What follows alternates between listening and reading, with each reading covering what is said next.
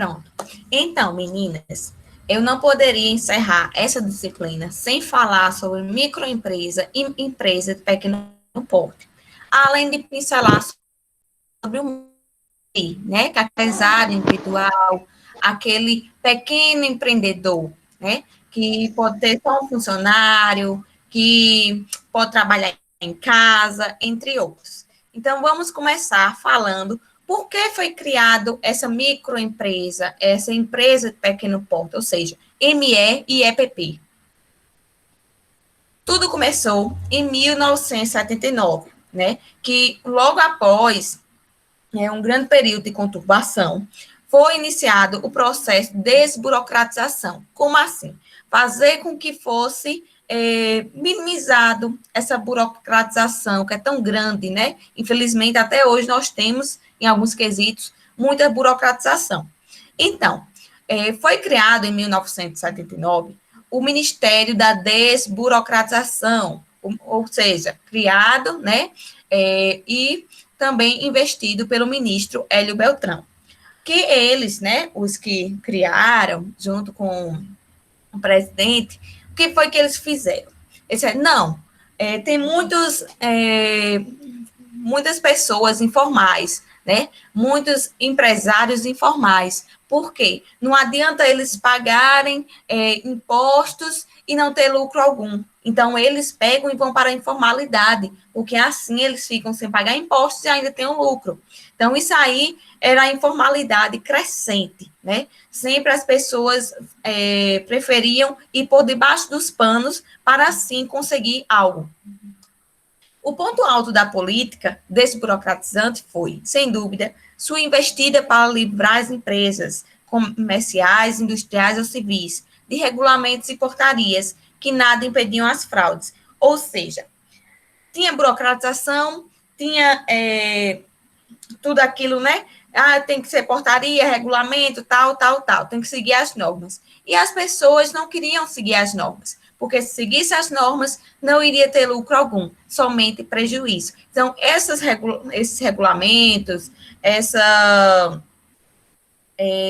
normas, nada impediam as fraudes, mas só aumentavam. Então, após 1979, nós tivemos o primeiro estatuto em 1984, que regia essa questão da desburocratização, ou seja, trazia benefícios.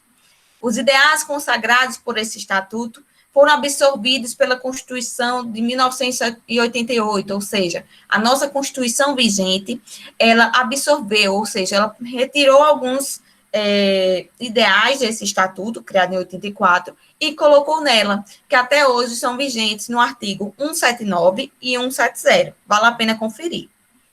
Editada essa lei, em 94, criou-se o estatuto da ME e do EPP, ou seja, da microempresa e da empresa de pequeno porte, na qual foi uma inovação, né, para a criação da figura da EPP, porque não existia a empresa de pequeno porte.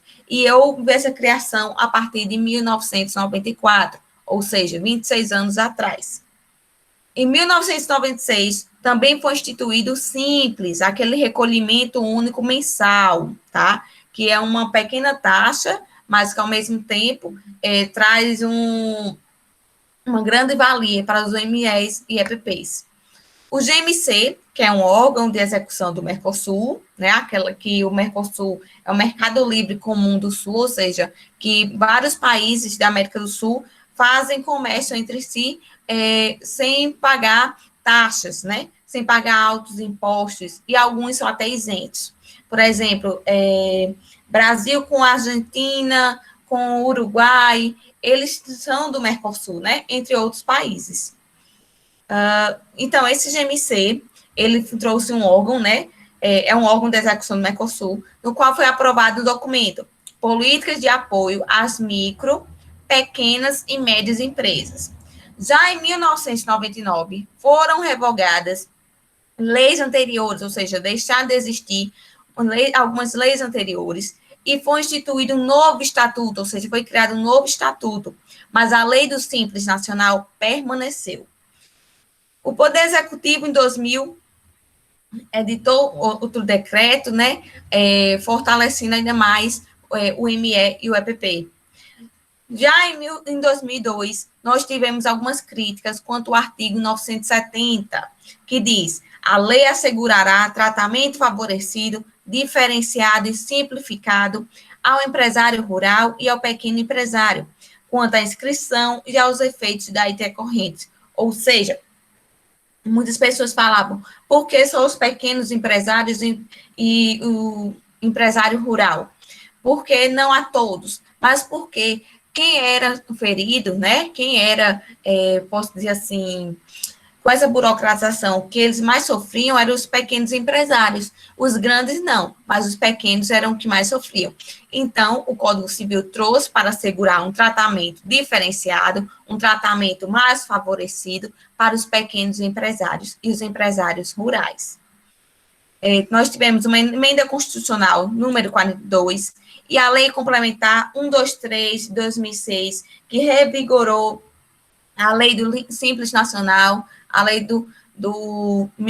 da microempresa e do EPP. Qualquer dúvida é só falar, meninas. Na legislação, nós temos o quê? Lá no artigo 170 da Constituição Federal, né, junto também com o artigo 179, que foram ideais trazidos na Constituição Federal de estatutos anteriores, que diz: a ordem econômica, fundada na valorização do trabalho humano e na livre iniciativa, tem por fim assegurar a todos a existência digna, conforme os ditames da justiça social, observados os seguintes princípios. Ou seja, primeiramente, eles diziam o quê? Que a ordem econômica, ou seja, o setor financeiro, ele tem que valorizar o trabalho humano, aquele livre comércio, mas sempre assegurando uma existência digna, tá? Fazendo com que as pessoas trabalhem dignamente, exerçam sua profissão. E o que é que eles alegam mais?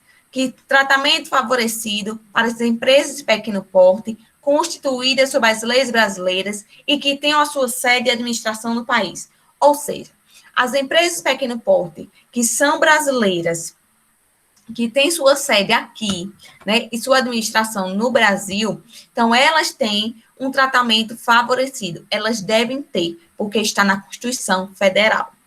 Já no artigo 179 diz: a União, os estados, o Distrito Federal e os municípios dispensarão, ou seja, farão com que não seja necessário, né, para elas, para as microempresas e as empresas de pequeno porte, um tratamento jurídico diferenciado, visando incentivá-las pela simplificação de suas obrigações administrativas, ou seja, as atividades administrativas serem menos burocráticas, tributárias, né, menos tributos, previdenciárias e creditícias, ou seja, terem créditos, ou pela eliminação ou redução destas, de algumas destas, né, por meio da lei. Por exemplo, eles têm isenções de alguns tributos.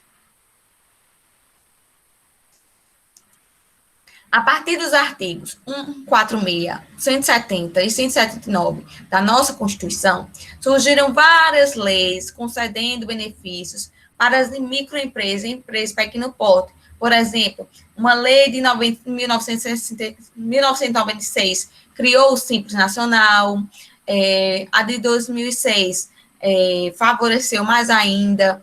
E nós temos o quê? Esse Simples Nacional, pessoal, é um recolhimento mensal, né?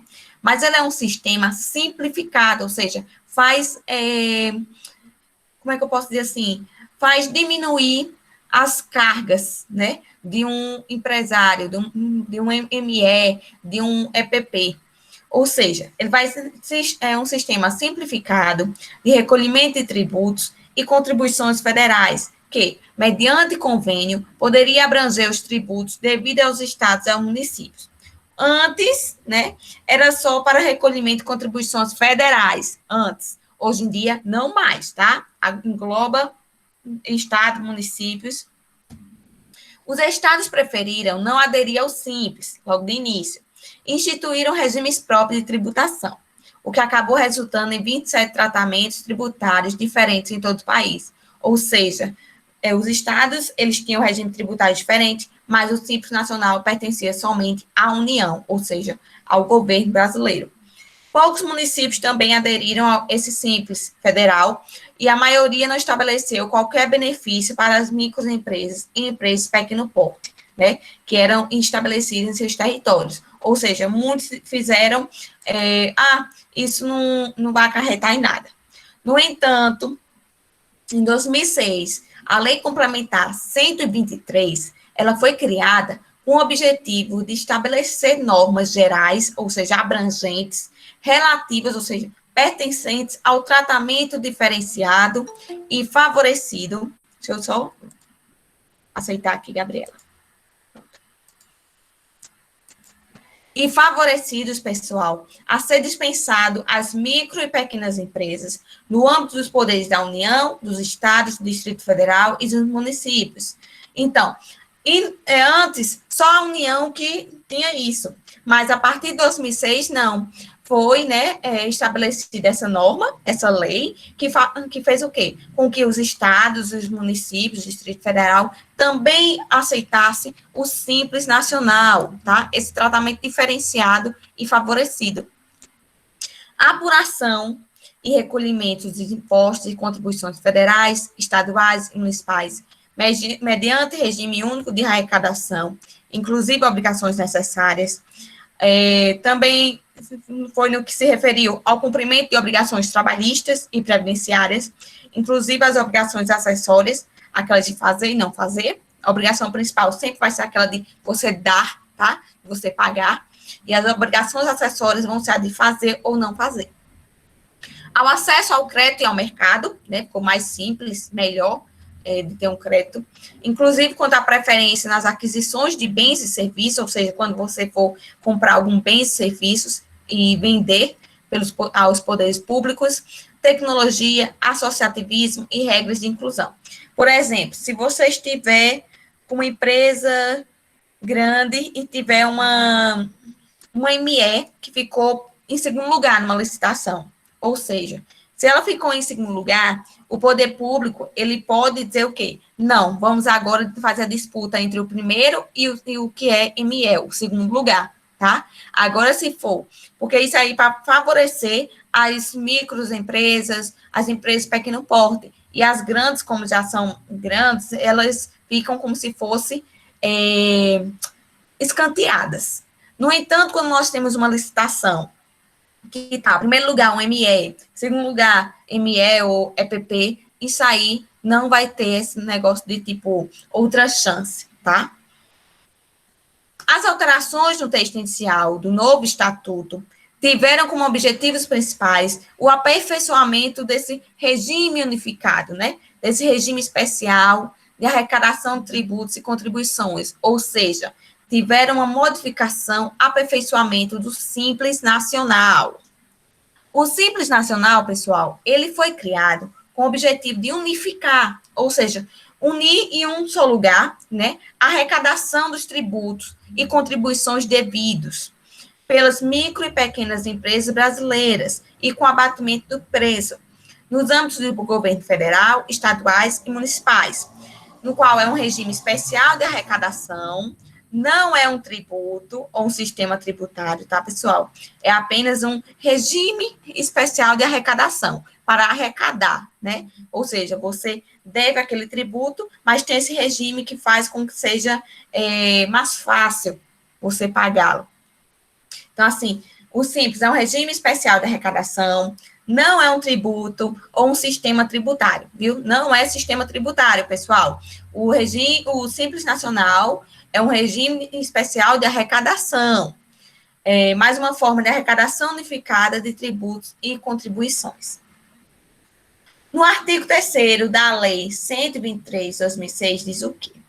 Eu coloquei aqui em vermelho e negrito para vocês verem também, porque houve mudanças, tá? Porque antes era um preço e depois passou para ser outro. Só um instante.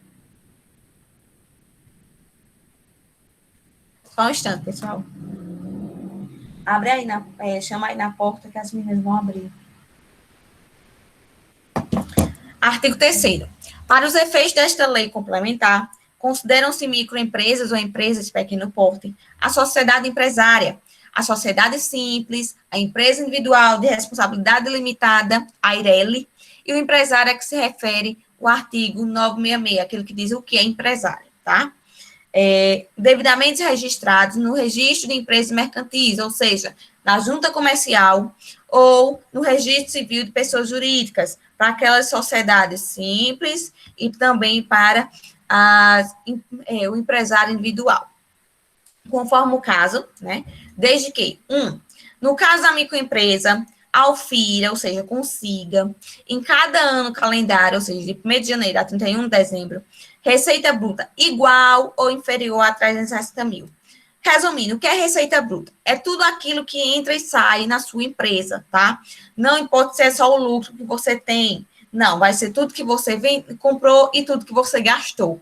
Então, se você conseguir uma receita bruta igual ou inferior a 360 mil reais, vai ser uma microempresa. Se você auferiu receita bruta superior a 360 mil, igual ou inferior a 4 milhões e 800 mil, aí sim vai ser uma empresa de pequeno porte. Antigamente, esse valor era menor, na microempresa era 280 mil, 240 mil, na empresa de pequeno porte era de 240, 280 mil a 3 milhões e 600, só que houve essa mudança, tá? Então, vocês sempre têm que estar atento. Alguma dúvida, meninas, quanto a isso?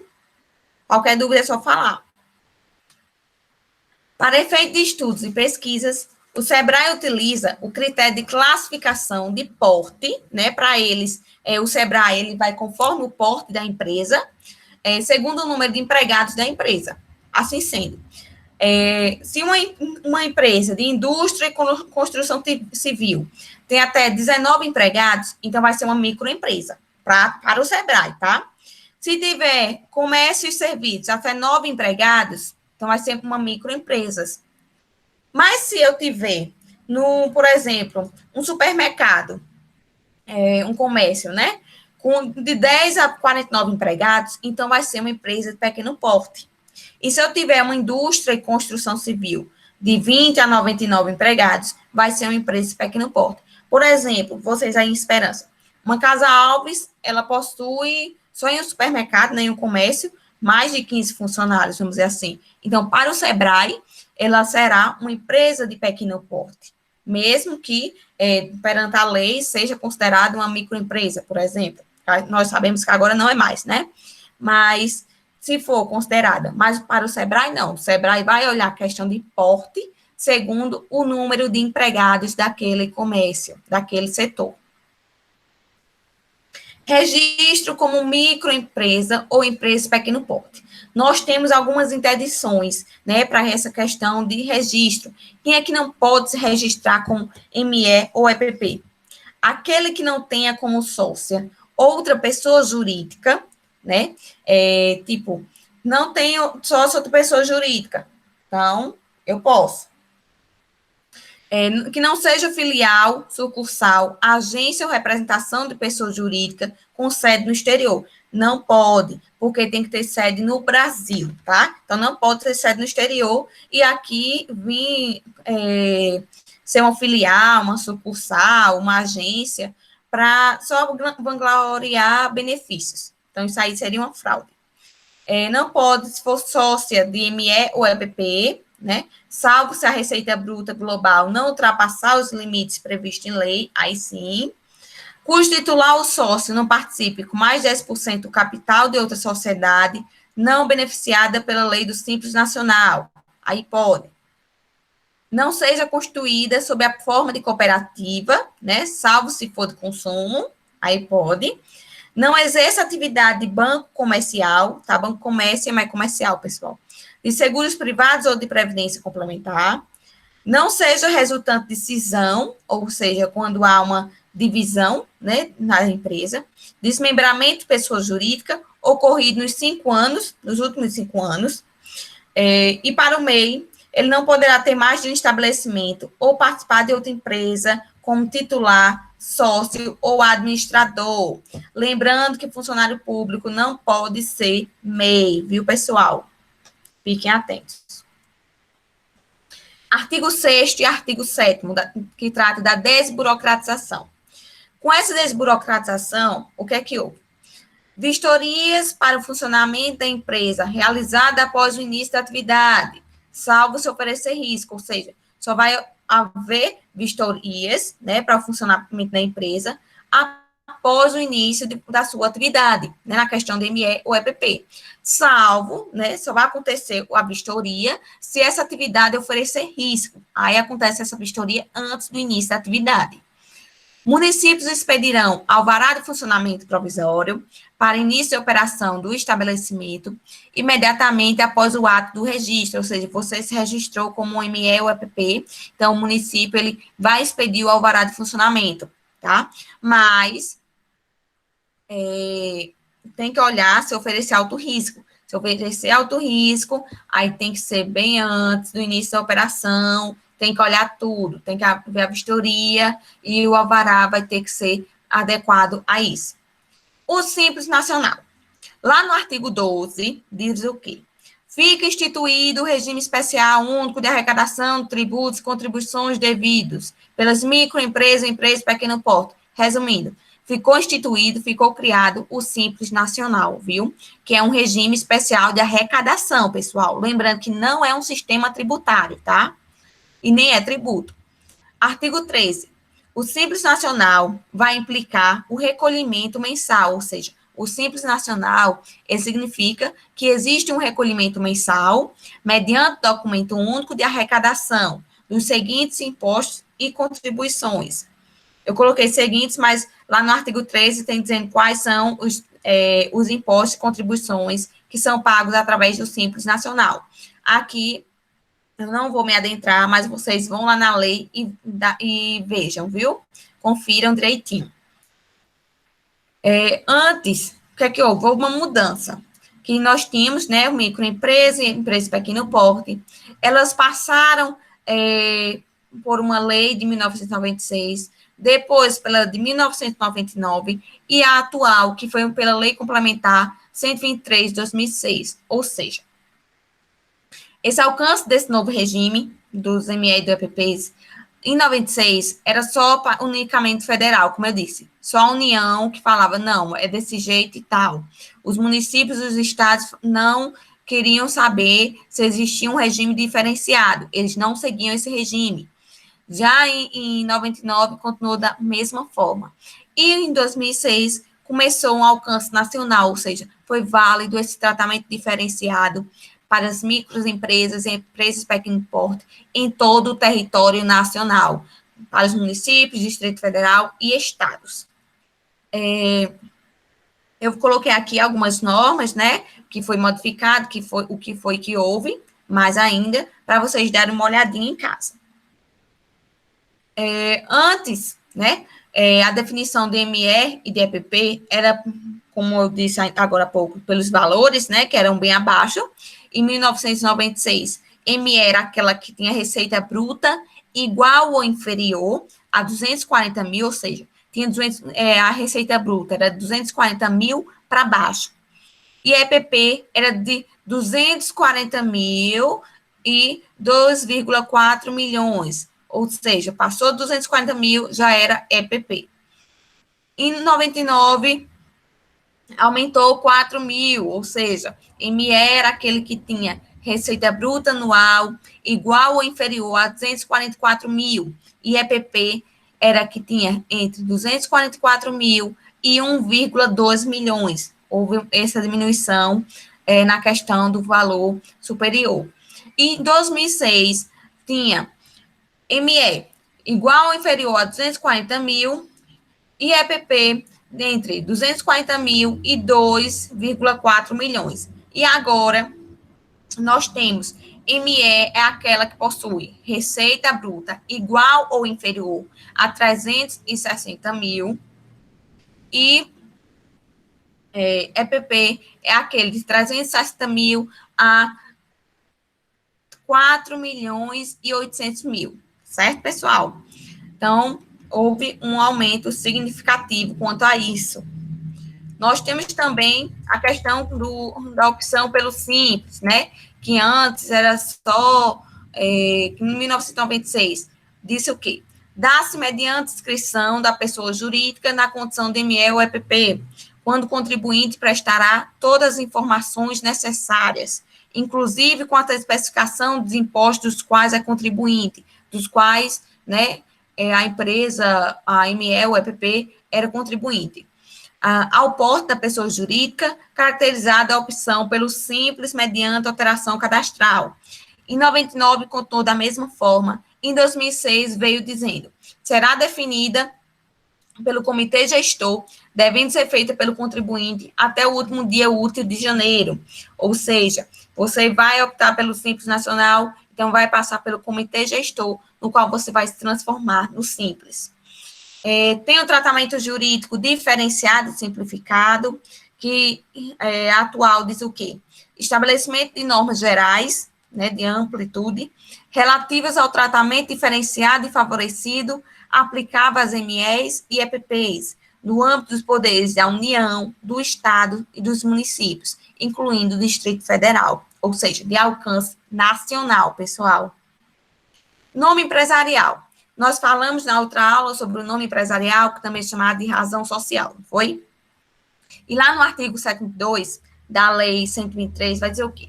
As microempresas e as empresas de pequeno porte, nos termos da legislação civil, acrescentarão, ou seja, terão que colocar a sua firma ou a sua denominação, as expressões microempresa ou empresa de pequeno porte, ou suas respectivas abreviações. O que mais acontece é colocar suas abreviações, ME ou EPP, conforme o caso, sendo facultativa a inclusão do objeto da sociedade, se é comércio, serviços, locações, entre outras. E na Lei Complementar 128 de 2008, foi introduzida a figura do MEI, né, do microempresário individual, lá no artigo 966 do Código Civil, lá naquele que trata do que é o empresário. Então, houve a questão do que é um microempresário, né? Porque um MEI, ele tem grandes, eu posso dizer, grandes vantagens, grandes benefícios. Vou dizer algumas para vocês. O MEI, né?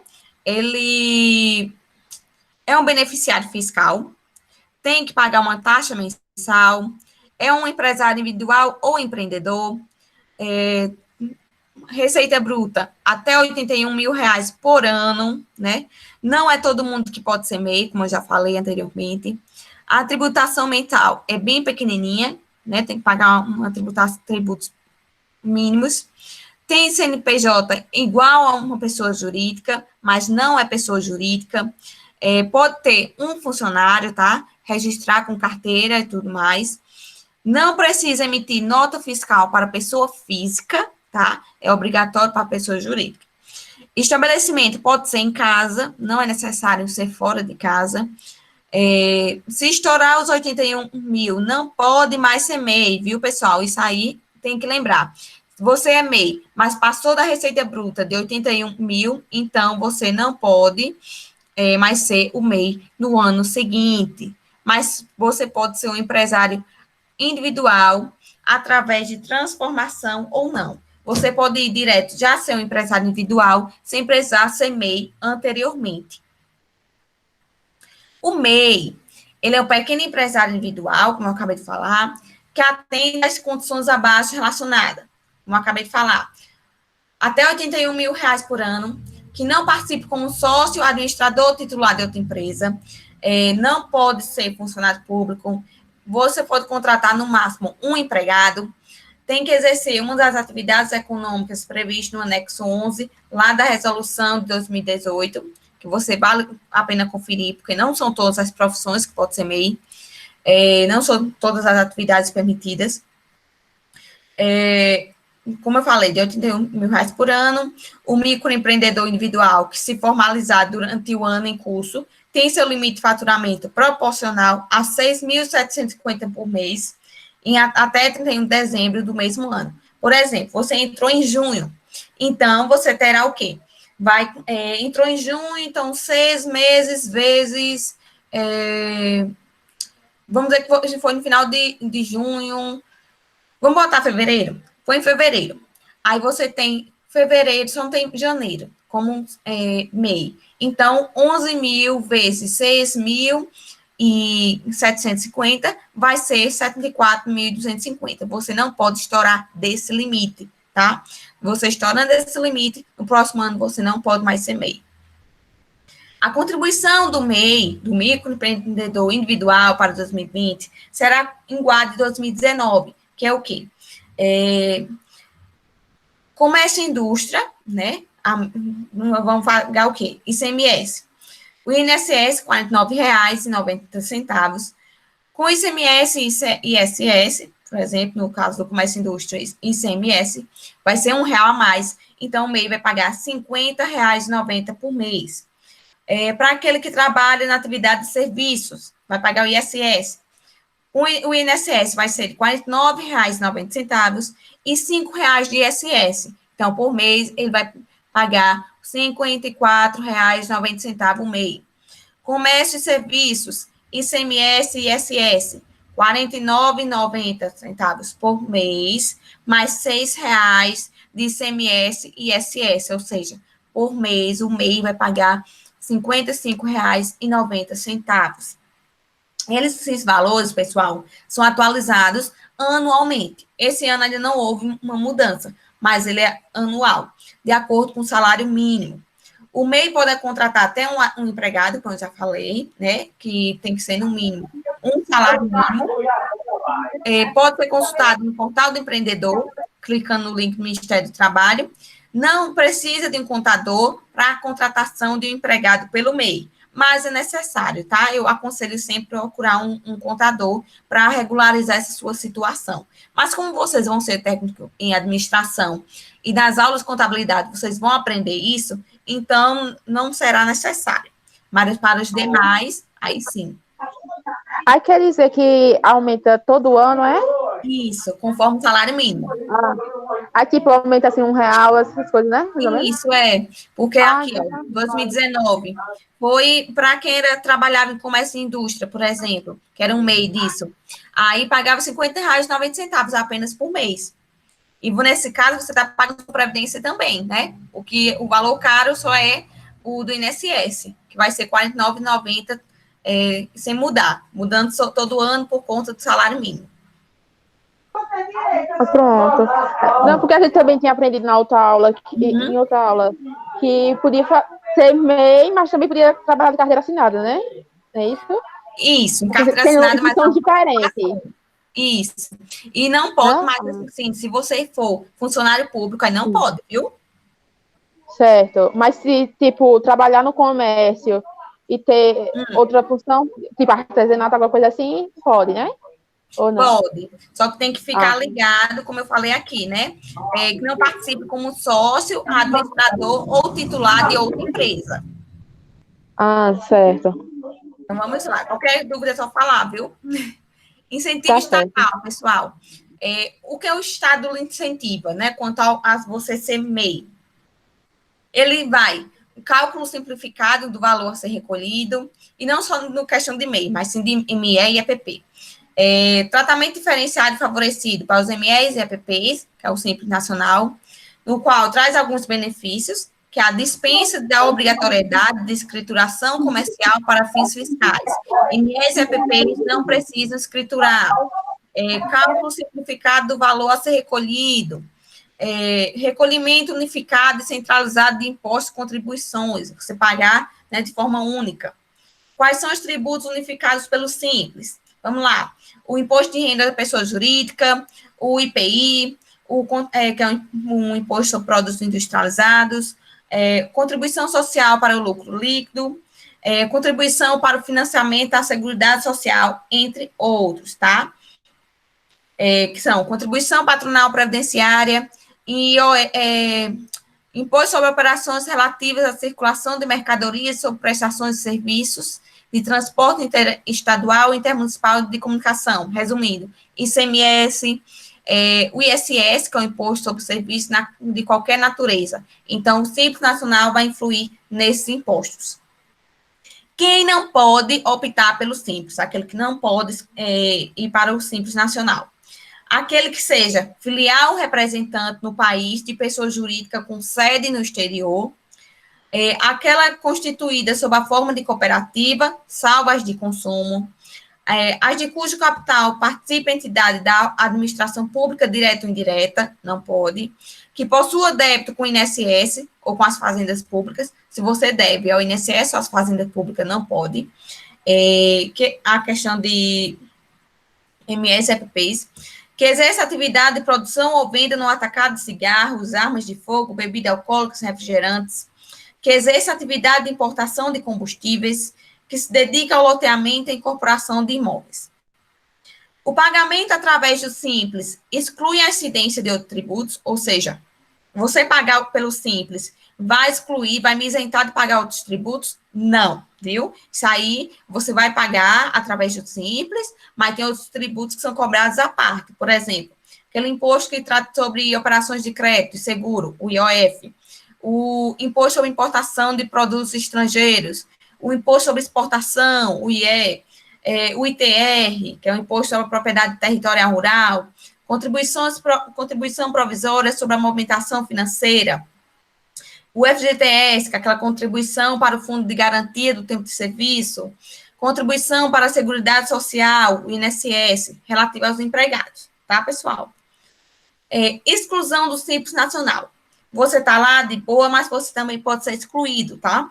Vai acontecer a exclusão em dois sentidos, no qual a exclusão do Simples Nacional será feita de ofício, né, através logo pelo governo, ou mediante comunicação da própria microempresa ou EPP optante. Ah, não, eu quero sair do Simples. Então, você vai lá e comunica. Será efetuada de ofício, ou seja, o governo mesmo vai te excluir, quando verificada a falta de comunicação de exclusão obrigatória, ou quando verificada a ocorrência de alguma fraude, de algum ilícito, ou quando você já passou, né, do limite estipulado pelo Simples. Então, A, quando verificada a falta de comunicação de exclusão obrigatória, e B, quando for oferecido embaraço à fiscalização, caracterizado pela negativa não justificada de exibição de livros, documentos, você embaraçar todo esse, para o fisco, né, você embaraçar todo esse trabalho, bem como pelo não fornecimento de informações sobre bens, movimentações financeiras, negócio ou atividade que não estiverem intimados a apresentar, intimados a apresentar. Será feita mediante comunicação da microempresa ou da empresa de pequeno porte, quando a mesma espontaneamente desejar deixar de ser optante pelo Simples Nacional, ou seja, aquela exclusão por opção, vai lá e comunica. E também deverá ser feita por comunicação quando a ME ou a EPP tiver ultrapassado o limite proporcional de EPP no ano de início de atividade, ou ainda tiver incorrido em alguma situação de proibição prevista na lei. Então, esses são os casos de exclusão obrigatória. Quando a ME ou a EPP tiver ultrapassado o limite proporcional do EPP, aquele que vai de 360 mil a 4.800.000 por ano, e outras fraudes. Então, se você é ME e você passa um valor do ME, você vai ser transformado em EPP, viu? Mas na questão da EPP, você pode ter ultrapassado, você sai do Simples Nacional. Vamos lá. Empreendedorismo. É aquela palavra de ordem que está, como eu posso dizer, em alta, né? Todo mundo fala agora empreender. Mas para vocês, o que é empreender? Hein, meninas? Deixa eu ver aqui quem que tá.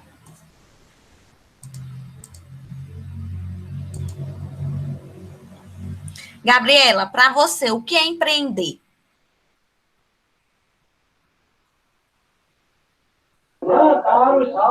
Empreender, para mim, é pôr em prática as ideias que tem, procurar saber com relação à questão de gastos, essas coisas, e a questão do mercado, né, também. Isso. Para uma melhor forma de buscar, né, uma melhor forma de aplicar a sua ideia em si. Ótimo. No mercado. Carla Clementino. Carla, sem ser Ana Carla. Carla. O que é empreender, Carla, para você?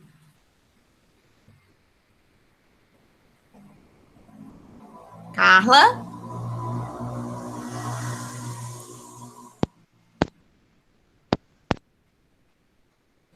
Eu não estou escutando. Para mim, investir na empresa. Uhum. Esse negócio pode com o Gabi, que o Gabi falou. Aham. Pronto, ótimo. Ana Carla. Muito obrigada, Carla. Ana Carla. Para mim, acho que seja colocar algumas ideias que você tem em prática, empreender alguma coisa, investir, algum investimento. Isso, muito bem. Muito obrigada. Então, meninas, empreender, né? É colocar em prática, é investir, mas aproveitando as oportunidades que você tem, né? Sempre procurando se renovar, procurando colocar as ideias no local correto, no momento exato. Então, nós temos algumas ideias de iniciativa e inovação, ou seja, ter a oportunidade, você ver o momento exato, iniciar e inovar, né? O empreendedorismo é a palavra do século, no qual tem influência do meio, né, de qual você vive, sendo considerado como um fenômeno cultural, principalmente agora no que estamos passando, né? Os empreendedores têm que se reciclar, tem que se inovar, porque caso contrário, o outro vem e deixa você para trás. Não é assim? Tem aquelas também os erros e barreiras, nos quais há em alguns empreendimentos. Por exemplo, a falta de empatia, a falta de colocar-se no lugar do outro, a comunicação com os clientes e com o mercado, muitas vezes é equivocada, no qual as pessoas acham que você está fazendo um favor comprando a ele, né? E, infelizmente, tem muitas pessoas que são assim. A falta de energia, né, de motivação para demonstrar interesse em solucionar um problema do cliente, aquela inexistência de comprometimento, ou seja, a falta de comprometimento das equipes envolvidas em todo o processo. Por exemplo, no supermercado, tem do segurança ao pessoal lá do frigorífico lá atrás, e o pessoal que fica nos caixas, pessoal que fica na manutenção, que fica nos estoques. Então, tem que ter essas equipes envolvidas. Desconhecimento sobre os custos envolvidos, né? Temos pessoas que desconhecem, quer somente retirar o dinheiro que entra, não quer saber investir. Ausência de organização, de foco e orientação para os objetivos. Mudança de sede orientadas apenas pela redução do preço do aluguel. Ah, vou sair daqui porque esse ponto é muito caro. Então, mas para onde você vai? Para onde você vai tem a mesma visibilidade? Você vai conseguir fazer com que seus clientes vá até lá? Ou você tem como ir até seus clientes? Redução do número de funcionários, prejudicando a qualidade dos serviços. Por exemplo, nessa pandemia, muitos tiveram que ser demitidos, mas tiveram outras, né, oportunidades também, no quais outras pessoas contrataram mais, né? Alguns comércios contrataram mais. Por exemplo, estava passando no JPB um dia desse, que alguns supermercados em Campina, por conta do delivery, eles conseguiram contratar mais funcionários. Então, isso é uma bênção, né? Eles conseguiram se renovar, conseguiram agir com empreendedorismo. A tomada de empréstimos para tapar os furos, investindo em recursos financeiros sem a devida análise de viabilidade, retorno ou sucesso. Isso aqui é o que mais pesa. Você só vai pegar um empréstimo se você ter a certeza de que você pode arcar e você pode dobrar esse valor para quando você pagá-lo, né, ainda ter dinheiro a mais sobrando e não ficar apenas tapando furo e se endividando. Atitudes empreendedoras, pessoal. Superação, né? Que você tem que ter a capacidade de ir além, superar qualquer obstáculo. Criatividade, que é realizar algo novo, diferente ou único. Iniciativa, fazer o que precisa ser feito sem que seja solicitado. Energia, na qual você tem que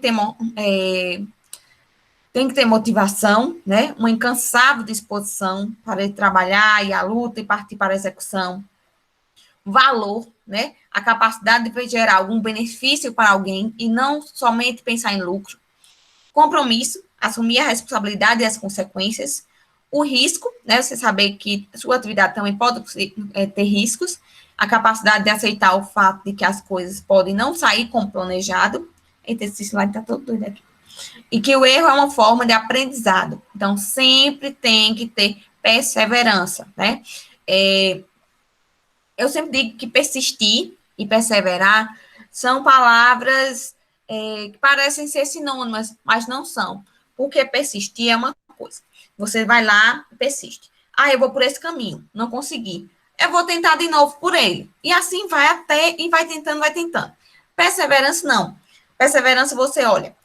Vou por esse caminho. Não deu certo. Deixa eu tentar outro. E vai tentando, encontrando novas formas, né? Passando novos obstáculos. Não indo somente pelo mesmo caminho, sempre quebrando a cara e indo só por aquele. Mas sim encontrar novas opções, né? Fazer novas escolhas, ou para aproveitar novas oportunidades.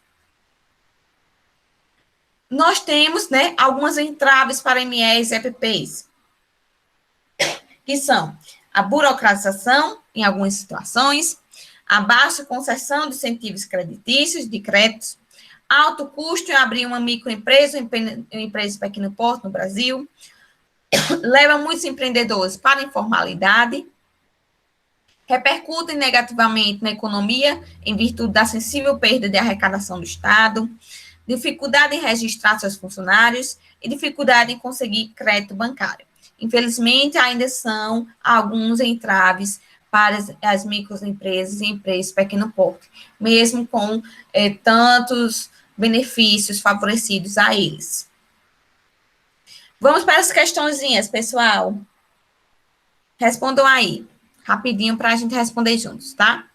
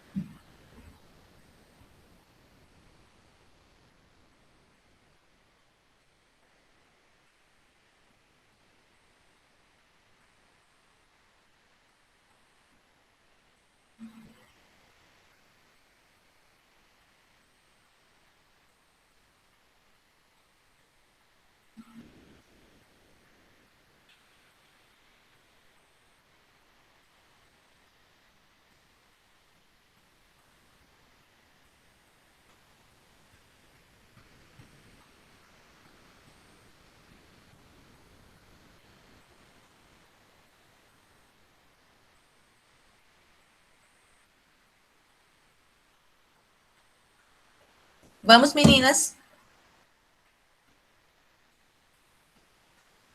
Número 1. Para efeitos de caracterização como micro ou pequena empresa, ou seja, para serem consideradas micro ou pequena empresa, É levada em consideração a receita bruta, tudo aquilo que entra e que sai, né? Que deve ser entendido como produto da venda de bens e serviços, das operações de conta própria, os preços dos serviços prestados e o resultado das operações em conta alheia, não incluindo vendas canceladas, nem descontos incondicionais concedidos. Isso é certo ou errado, pessoal? Meninas?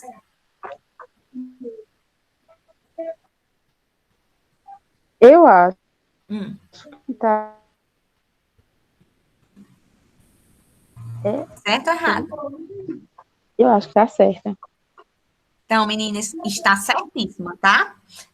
Essa Acho que tá parte certa. que diz não incluídos vendas canceladas, nem descontos condicionais concedidos, também é primordial, porque receita bruta, ela não vai incluir isso, tá, pessoal? As vendas canceladas e nem os descontos incondicionais concedidos. Então, isso aí está certíssimo. Número 2.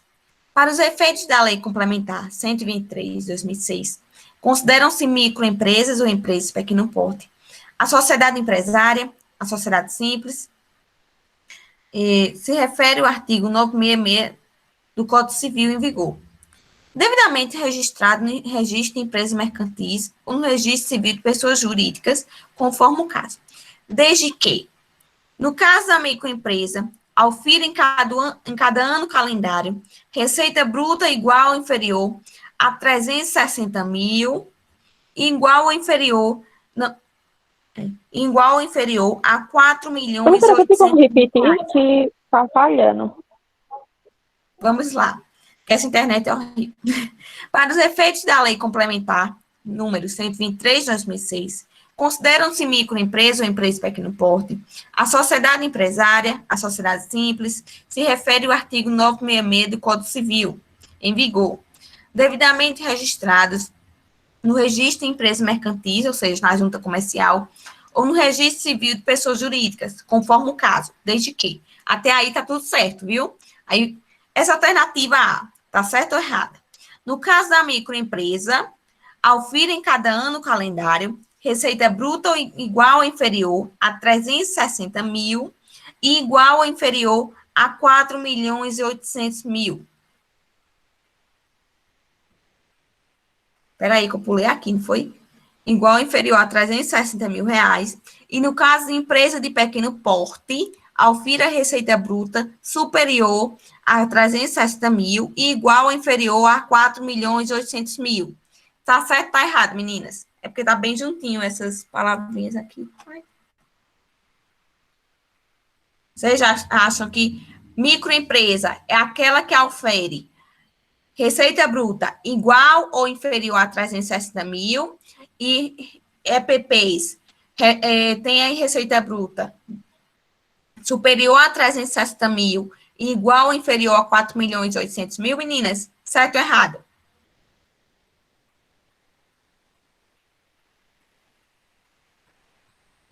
Certo ou errado?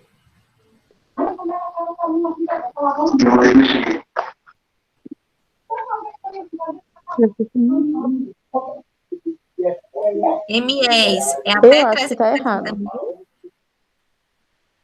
Vamos ler direitinho.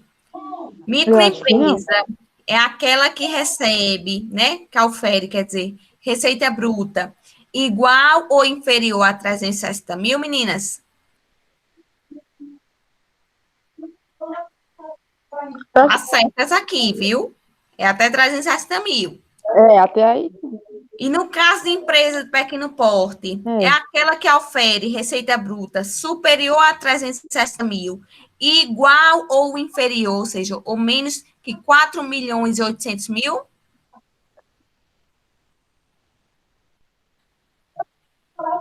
Eu acho que não. Aí não. Tá certa, viu? É até esse preço mesmo. Tá certo? Uhum. Então, vamos lá. Então, vocês têm que lembrar que microempresa, ou seja, ME, é aquela que aufere receita bruta, não incluindo as vendas canceladas, nem os descontos incondicionais concedidos, aqueles descontos que tem que ser concedido mesmo, até 360 mil reais.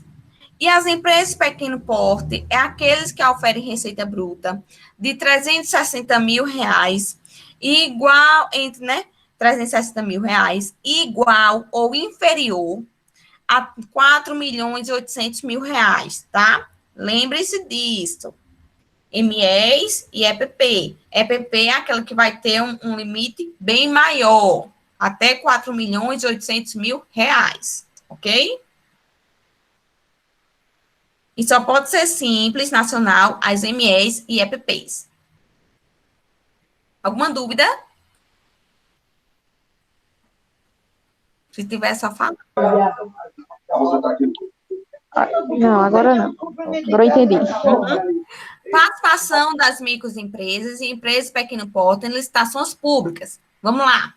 Concedidas condições privilegiadas nas licitações, né, nos certames licitatórios, o que de fato foi uma inovação relevante e muito favorecida, mas que traz certas preocupações para os especialistas do direito administrativo, né, que trata da administração pública, notadamente quanto às possibilidades de fraudes. No artigo 42 da Lei Geral diz: nas licitações públicas, a comprovação de regularidade fiscal das microempresas e empresas de pequeno porte somente será exigida para efeito de assinatura do contrato. Ou seja, você é ME ou EPP, você pode participar da licitação. Mas se você tiver alguma irregularidade, você só vai precisar comprovar que está regular quando for assinar o contrato. Antes disso, não precisa comprovar sua regularidade fiscal, não.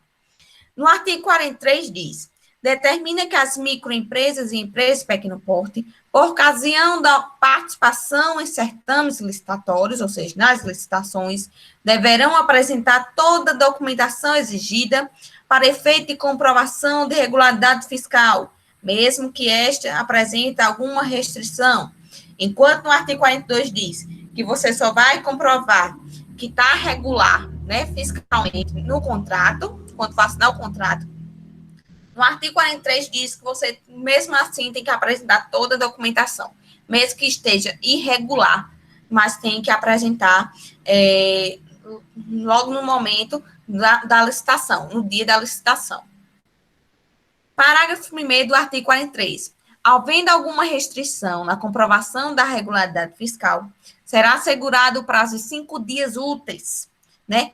Retirando sábado, domingo e feriado, cujo termo inicial corresponderá ao momento em que o proponente for declarado vencedor do certame, ou seja, foi declarado vencedor da licitação.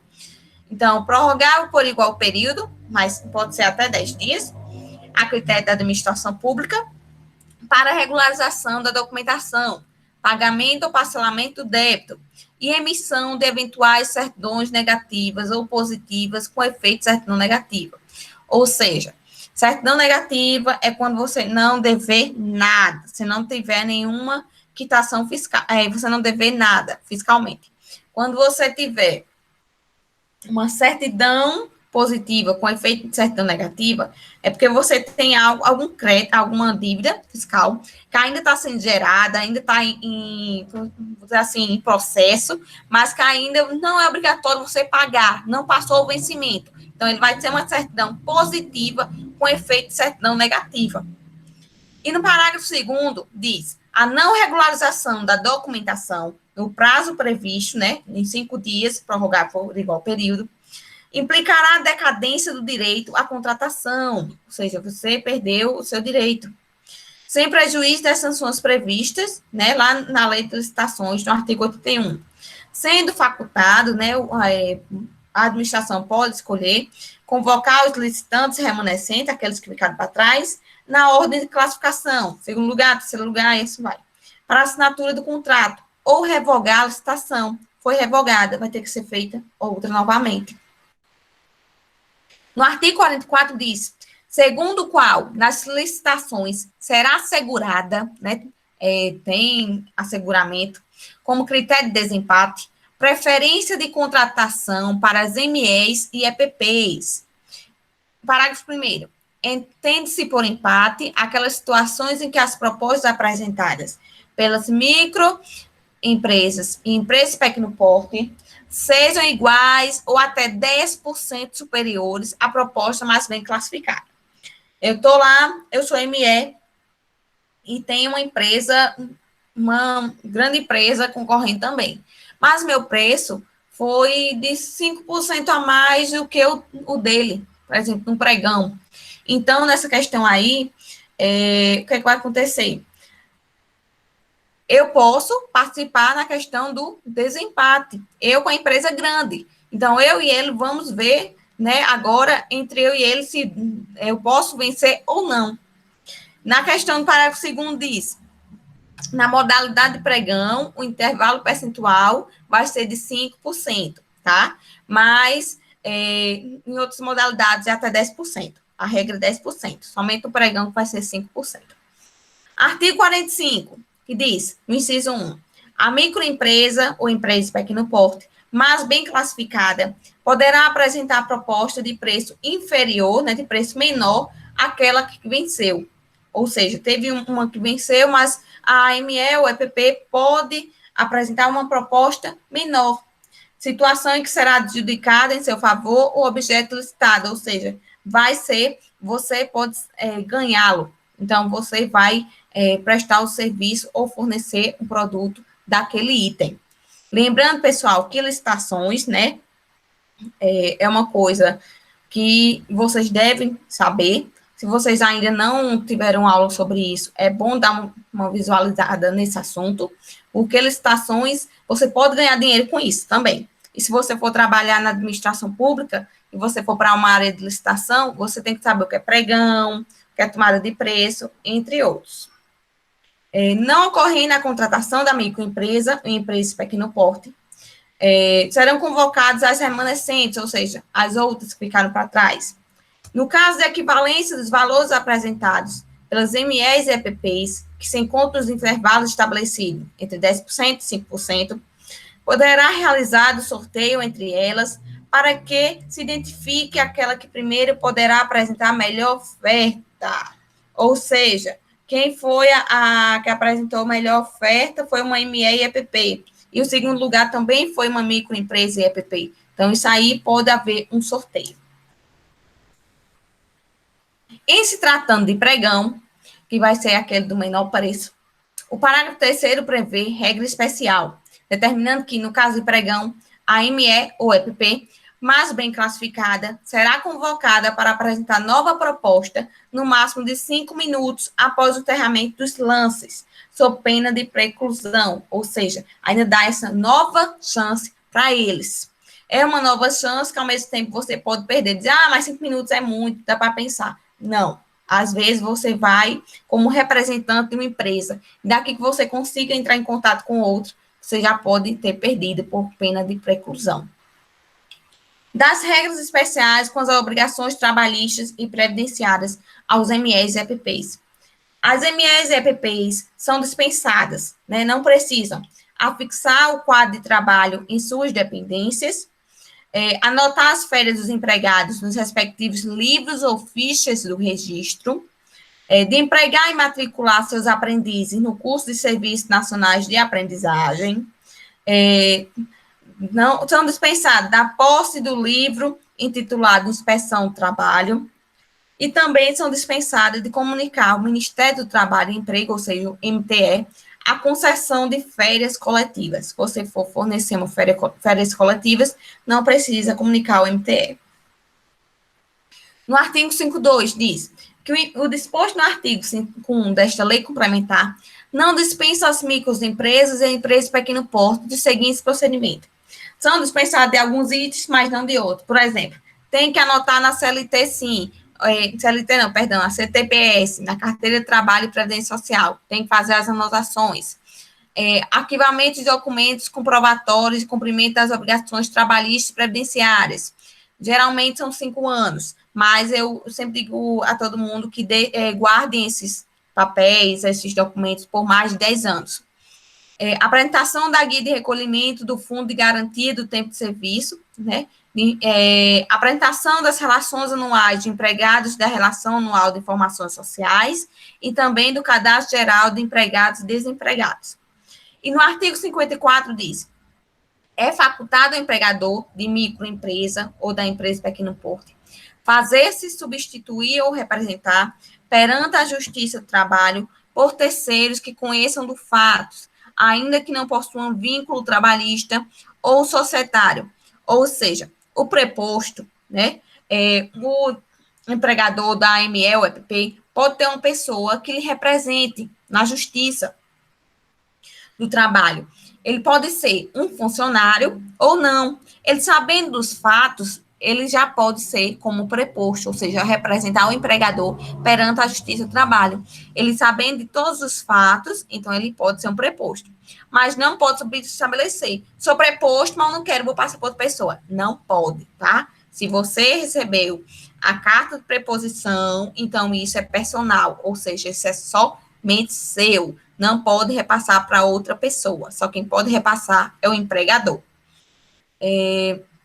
Muita gente confunde o preposto com gerente, mas gerente, ele vai ser o preposto permanente, né, para situações de dentro do serviço, dentro da empresa.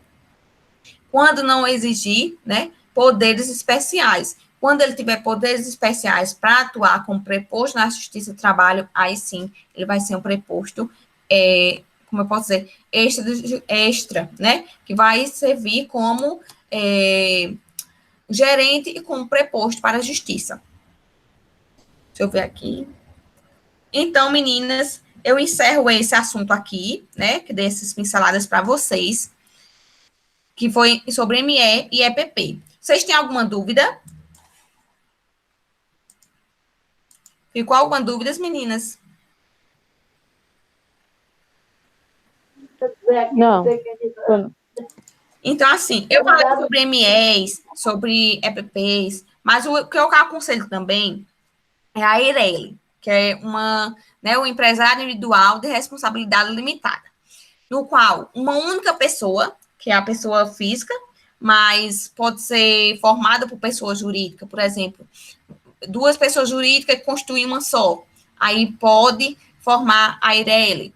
Que você, você entrando com capital de 100 salários mínimos, por exemplo, hoje com 145 mil reais, aí você pode ser uma EIRELI. Mas essa EIRELI, que também pode ter firma, né, ou também denominação, pode ser uma pessoa natural, que pode figurar em uma EIRELI no seu nome, é unipessoal, né, só de uma única pessoa, mais viável e pode ter várias. Você pode ter uma EIRELI de comércio, uma EIRELI de serviços, pode ter uma unificação de sócios, quando sobra apenas um e fica tomando conta da empresa. Então, você pode transformar essa empresa em EIRELI. Mas não é automaticamente, você tem que ir atrás de toda a burocratização. A EIRELI pode negociar direitos patrimoniais do seu constituinte, né? Se você, foi ferido, né, está requerendo danos morais, sua pessoa física, mas a EIRELI, sua empresa, pode solicitar os danos morais por você. O patrimônio social, aquele que você vai começar e com que você vai render nessa EIRELI, não se confunde com o seu, né, pessoal, havendo uma blindagem, não há uma personificação. Se você dever conforme com a EIRELI, então outra pessoa não pode vir e retirar, não, mas ele tem bens no nome dele. Não, ali é no nome dele, não é no nome da EIRELI. Tem muita gente que coloca tudo no nome da EIRELI, né, porque ela tem muitos benefícios, mas isso aí não é tão aconselhável. Essa empresa é mais para economizar, então muitos investidores estão escolhendo a EIRELI. Alguma dúvida, meninas?